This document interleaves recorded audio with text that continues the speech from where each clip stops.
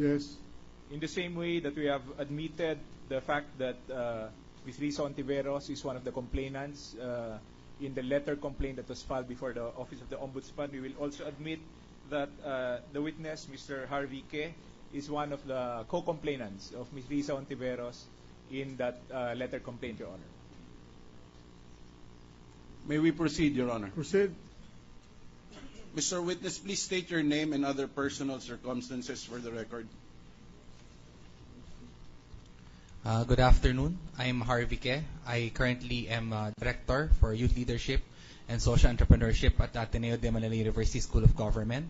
I'm also Executive Director of the Acts of Hope for the Nation Foundation, the Interim Executive Director of the Asia Society Philippines Foundation, and also the lead convener of the Kaya Natin Movement for Good Governance and Ethical Leadership.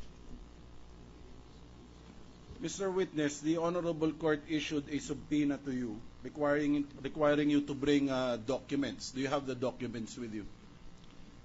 The documents, the copies with Congresswoman Risa Ontiveros, original copies, sir. You were required to bring with you the complaint, and the prosecution admitted the existence of the complaint. I'm just showing to you this copy of the complaint. Can you confirm if this is the complaint which you filed together with the other complainants?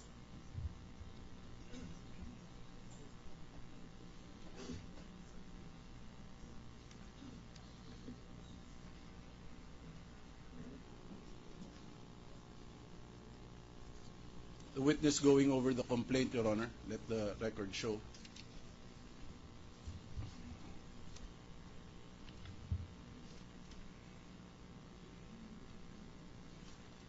May I speak, Your Honor? Go ahead. I'd just like to apologize in advance because I have cough, so I might cough in the middle of my testimony. To the Honorable Senator Judges, I'd like to apologize in advance.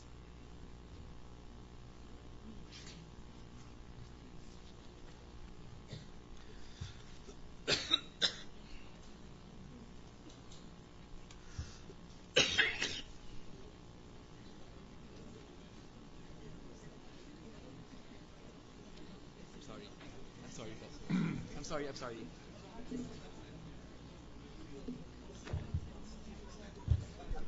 I'm sorry. Yes, this is the complaint that we filed together with Risa Ontiveros. Do you confirm the admission of the prosecution that you are the same Harvey Ke, who is the complainant in that particular complaint? Yes, Your Honor. Okay, all right.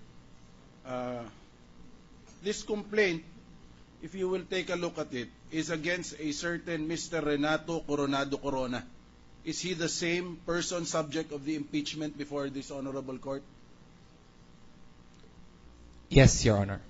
Okay, Your Honor, this complaint, which the witness reviewed and perused, and which the prosecution admitted, states that it is for the purpose of causing the immediate investigation and thereafter filing of appropriate cases against the respondent, Chief Justice Corona. With this, Your Honor, the defense respectfully moves that this witness be declared hostile. Your Honor, Is there any objection from the members of the court? Hearing that, the motion, the request of the prosecution, the defense to declare this witness to have an adverse interest against the respondent, Renato Corona, is granted, and he is so declared as a hostile witness. Thank you, Your Honor. Mr. Ke, this complaint makes references to these impeachment proceedings as well as the documents adduced herein. Have you been following the proceedings in this case? Not regularly, Your Honor. Not regularly. So you don't know what was happening during the intervals where you were not watching, you were not reviewing any taped testimonies? may we request that the question be divided into parts? There are a number of questions. I'm just asking, what portions have you watched? I say not regularly, Your Honor, primarily because I cannot watch the whole afternoon, primarily because I have several jobs, as I have stated a while ago. The complaint makes references to bank documents purporting to belong to Chief Justice Corona, which have been presented before this honorable court. Am I correct? Can I review the document? Yeah, please.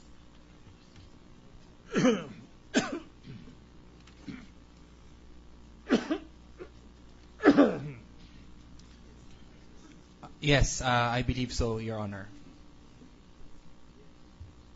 When these bank documents were presented before this honorable court, were you observing the proceedings then? Yes, Your Honor. So you are aware that there were officials from the banks mentioned in that complaint who testified before this honorable court about these bank documents which you attached in your complaint? I was aware, but I did not watch the whole proceedings. I just read it from the newspapers, Your Honor. All right. Very well.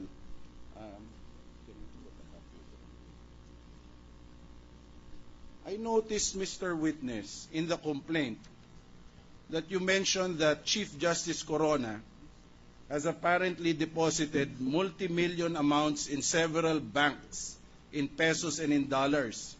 And to support this claim of yours, you made reference to PS Bank account number 089 191 0037-3 in an amount of US dollars 700K. Open parenthesis, initial deposit, comma, October 31, 2008, close parenthesis, and Philippine Savings Bank account number 089-1410-1630-5, amount US dollars 7,301, initial deposit April 16, 2007. Do you confirm this? I confirm that it is stated in the complaint, Your Honor.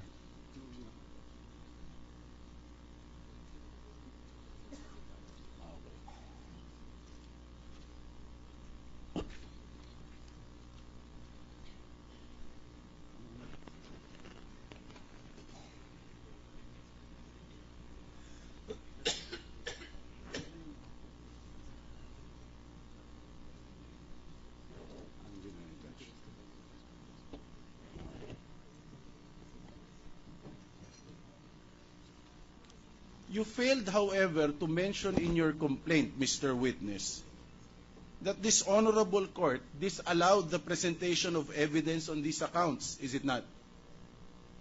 Did you mention it in your complaint? No, Your Honor.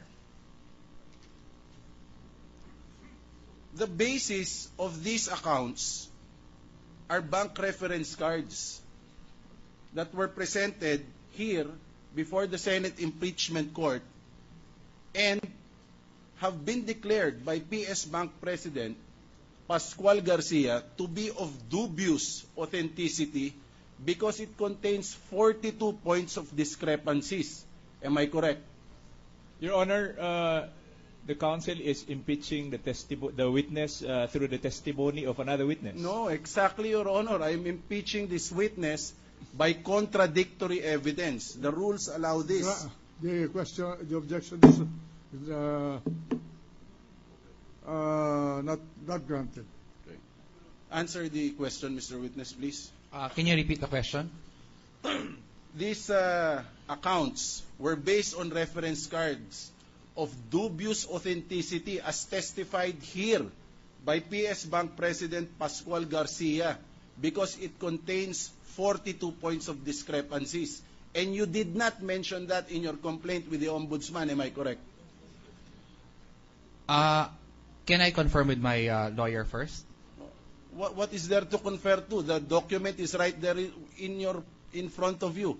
All you have to do is look at it and check if you made that allegation in your complaint or not. In that case, Your Honor, we invoke the best evidence rule, and the document speaks for itself. Your Honor, I am impeaching the witness. He can review the documents. He can state there if he made that allegation or not.